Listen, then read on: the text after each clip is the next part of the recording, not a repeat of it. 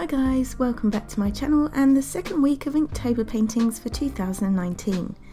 I'm going to jump straight in today as we've got 7 paintings to get through and start off with the ink painting I did for day 5 with the prompt to build. This gave me the idea to paint a nest with some little birds in it. This prompt is from the official 2019 Inktober prompt list, which I'm following again this year, alongside an animals and nature theme of my own. I'll link the last 2 weeks' videos at the end of this one in case you want to catch up on either the paintings so far or my themes and plans for this month-long art challenge.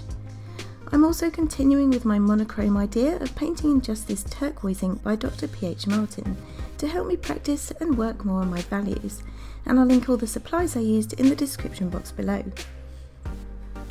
So I started this painting off by applying a light wash for the sky in the background and a slightly darker wash in the foreground to map out where I wanted to add in some branches.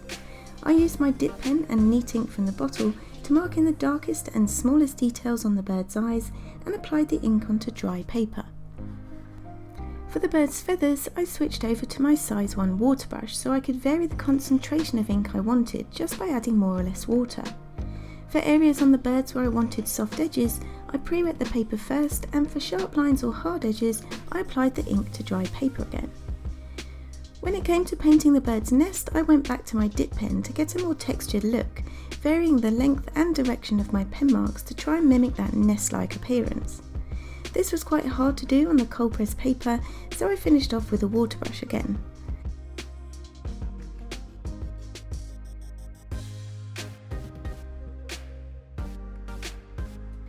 I wanted to keep the background very simple with this one and used a branch I found in the garden to help paint some leafy branches behind and in front of the nest. Lastly, I added a bit of my sepia fineliner in the foreground to add a bit of depth as well as a few light leaf shapes at the top to balance it out a bit.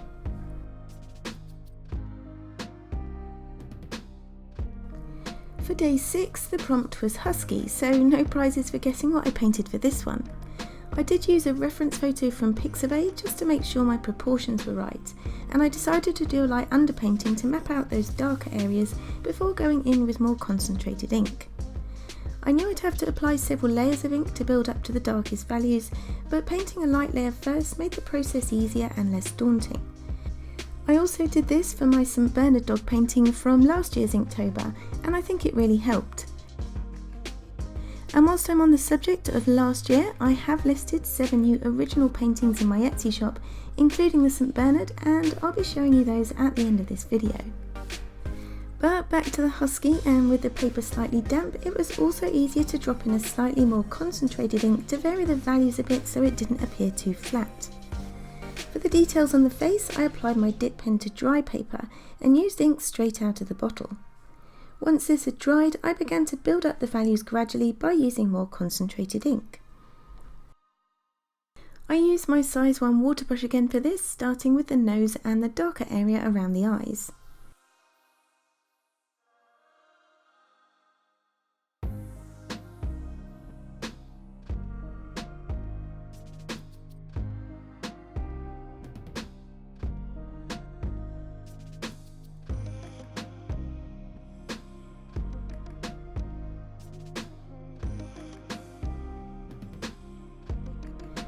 With this layer, I also began to mark in the length and direction of fur growth and used my reference photo to help me depict this in my painting. I used a flicking motion with my brush to get tapered ends to each section of fur and added a few layers like this to try and make the fur look thick and fluffy, and also have enough contrast for it to look realistic, albeit blue.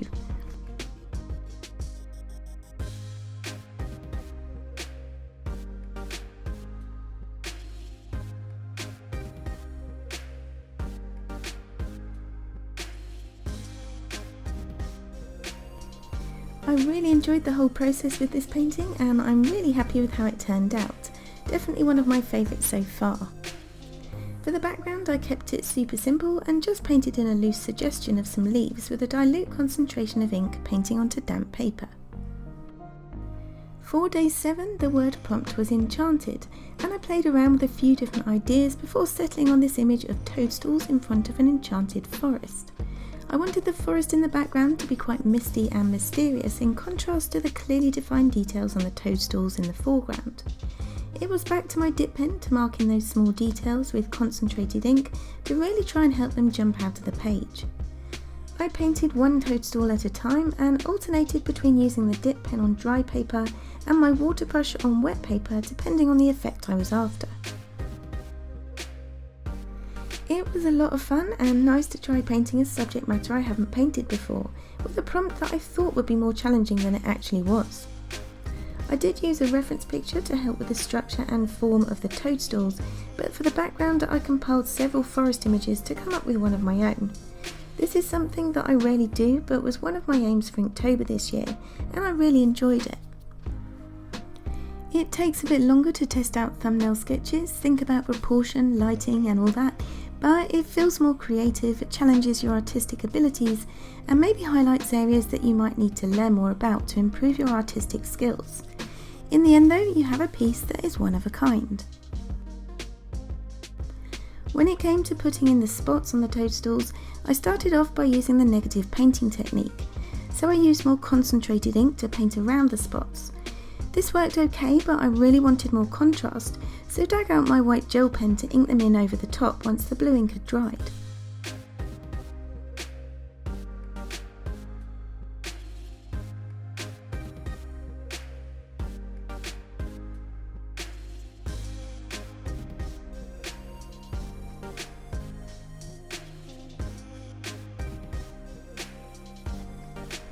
I like how it turned out, but think it could have done with another darker layer of ink to the background, as it had dried a lot lighter than I'd hoped. On day 8 the prompt was Frail, and with my animals and nature themes so far largely dominated by animals, I thought I'd have a go at painting the frail and delicate petals of a winter jasmine.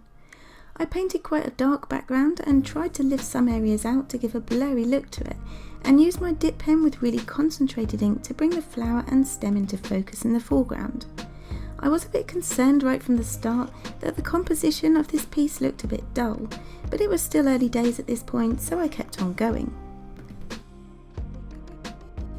With the few flower paintings I've done recently in watercolours, I've tended to paint alternate petals so the paint doesn't bleed and mix together. With this ink painting though, it was drying really quickly, so I didn't need to worry about that. What I was worried about though is that my pencil sketch lines were really visible and it was too late to lighten them up once I'd added ink. I thought with further layers they might become less noticeable, so I carried on. However, I also realised something else, and that was that the photo reference I'd used for the flower didn't really have much contrast in it, which is something to bear in mind for future paintings, especially when you're only using one colour like I am here. If in doubt, my advice would be to transfer your reference image to grayscale to check. I tried to darken up and add detail to the petals, but that just seemed to make it worse. I added some of my sepia fineliner to inject a bit more contrast, but I still wasn't happy. So in the end, feeling a bit frail myself that day, I decided to leave it, learn from it and move swiftly on.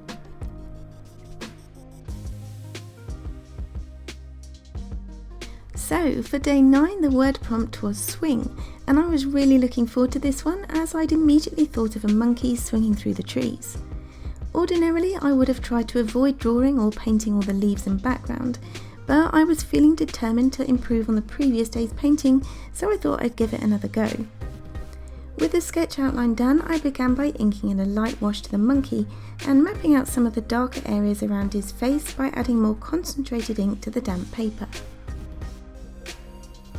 When this layer had dried, I began to add in a few more details and definition using my No. 1 Derwent waterbrush. This, with its superfine brush tip, was really good for getting in the tiny details on the monkey's ears and face. I also began to add in some shadows to the creases in his body and tried to make sure my values were right to help make him look more three-dimensional.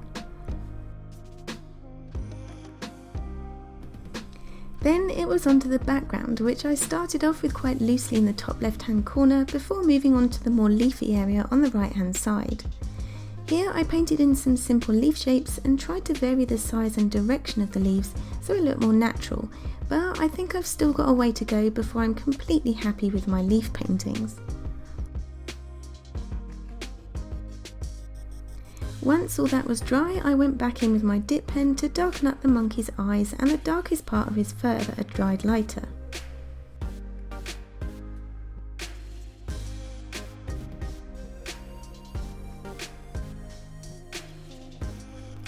I also added detail to the hands and tried to use this concentrated ink to help separate the monkey's arm and body from the tree, as it was all looking a bit similar at this point.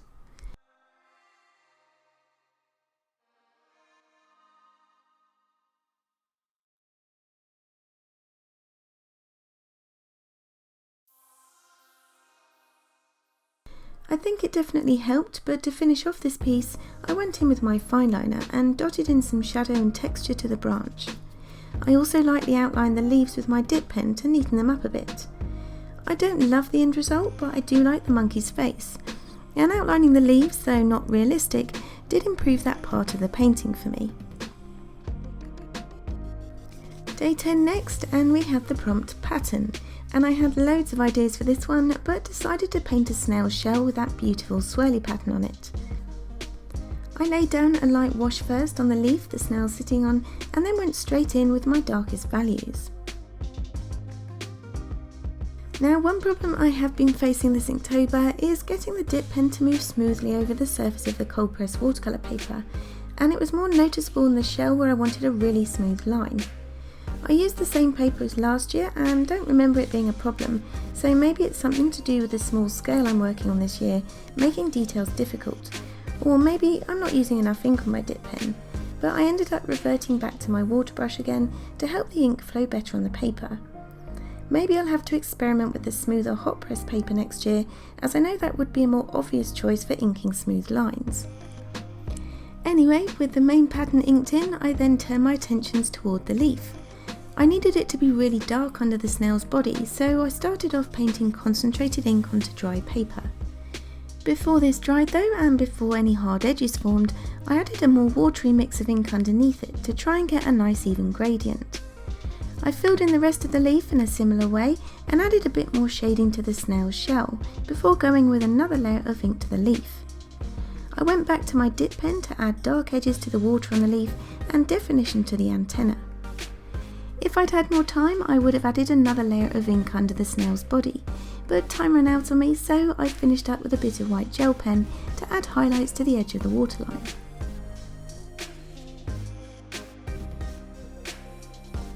So now we're on to the prompt for today, day 11, and the word is snow. So many possibilities with this prompt, but I decided to combine some snowy mountains with a snow leopard. This time I started off with inking the snow leopard and my favourite part of any animal, the eyes. I outlined the darkest part of those beautiful eyes with my dip pen and then switched over to the waterbrush to finish off and paint in the nose. I then used a watery mix of ink to mark in some of the shadow areas to his fur before adding to the markings later.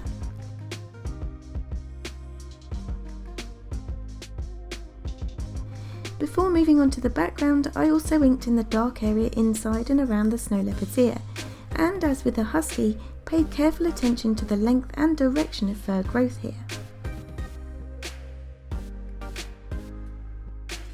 For the background, I decided to be a bit more laid back, and without the worry of painting any leaves in this painting, I relaxed a bit more and really enjoyed it. I wanted the mountains to be topped with snow, so dropped some blue ink into the sky to help that show up, and for the mountain in the foreground, I decided to use a bit of dry brushing to build in some texture.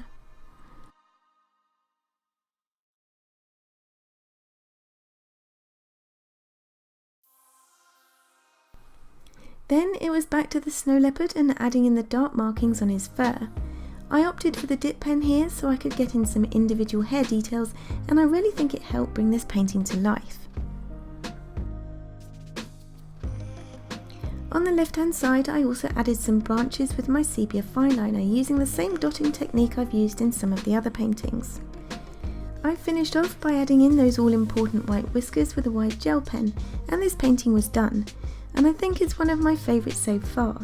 But let me know which paintings you like this week by leaving a comment in the box below.